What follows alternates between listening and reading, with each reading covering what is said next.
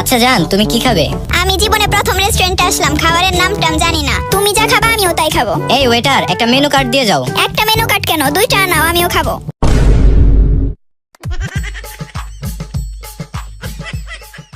জান, তোমার একটা মেকআপ ছাড়া ছবি দাও তো। কেন, কি করবা? আমার ছোট ভাই রাতে পড়তে বসে না, ওকে এটা দেখিয়ে ভয় দেখাবো।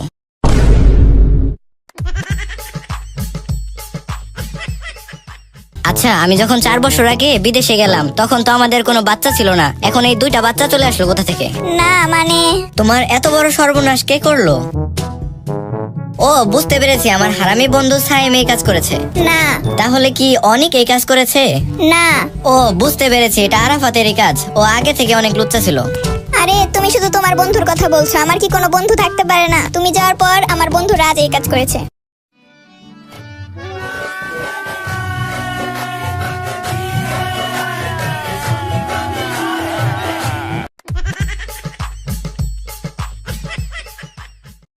সময় একদমই কাটছে না, বাসায় থাকতে থাকতে বোর হয়ে যাচ্ছে।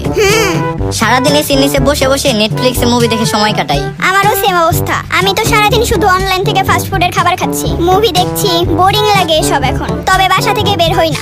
আমিও তো এক পাও বাসা থেকে বের হই না। হ্যাঁ, হইও না। এই, আমার অফিস থেকে একটু কল এসেছে, অফিসের বস ভিডিও কল করেছে, জুমে কনফারেন্স আছে। আচ্ছা ঠিক আছে ঠিক আছে, আমাকেও মা খাবার খাওয়ার জন্য ডাকছে, ফোন রাখছি।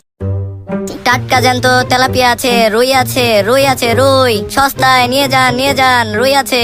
লাগবে নাকি? মাত্র 20 টাকায় করোনা প্রতিরোধক মাস্ক নেবেন নাকি? মাত্র 20, মাত্র 20।